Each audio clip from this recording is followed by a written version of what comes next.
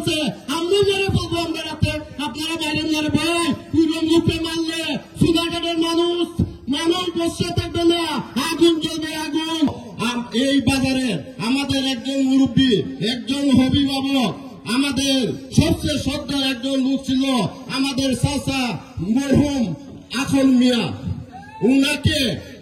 উনাকে যেভাবে বাজারের মধ্যে হাতুড়ি দিয়ে উনার চাপার দাঁত ভেঙে মাথাকে হাতুড়ি দিয়ে বাইরিয়ে মারা হয়েছে, আজ পর্যন্ত উনার কোনো বিচার পাওয়া যায় নাই।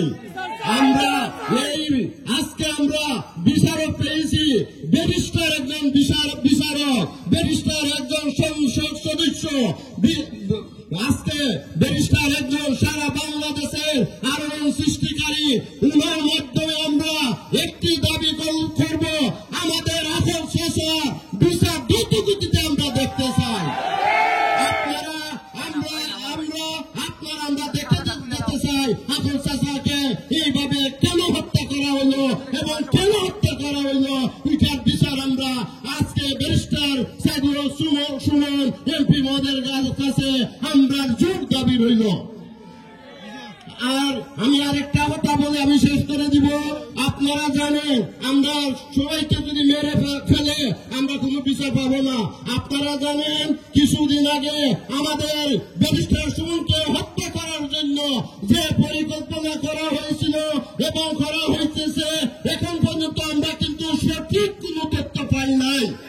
এটার জন্য আমরা সঠিক তথ্য পাওয়ার জন্য আমরা হরক্কায় রইলাম। আমরা কিন্তু রাজপথ ছাড়ি নাই, সুয়ারগেটের পথ ছাড়ি নাই, আমরা কিন্তু আবারও নামবো যতক্ষণ পর্যন্ত আমাদের ব্যারিস্টার সুমনের মূল হত্যাকারীকে যদি না মিলে আমরা ছাড় দিব না। আপনারা মানুষের আসল শাসা কি করছিল, ওনাকে মারলেন আপনারা। ব্যারিস্টার সুমন আপনারা কি ক্ষতি করতেছে, আপনারা ওনাকে মারার জন্য প্রস্তুত? আপনারা কেন মারতেন ওনাকে?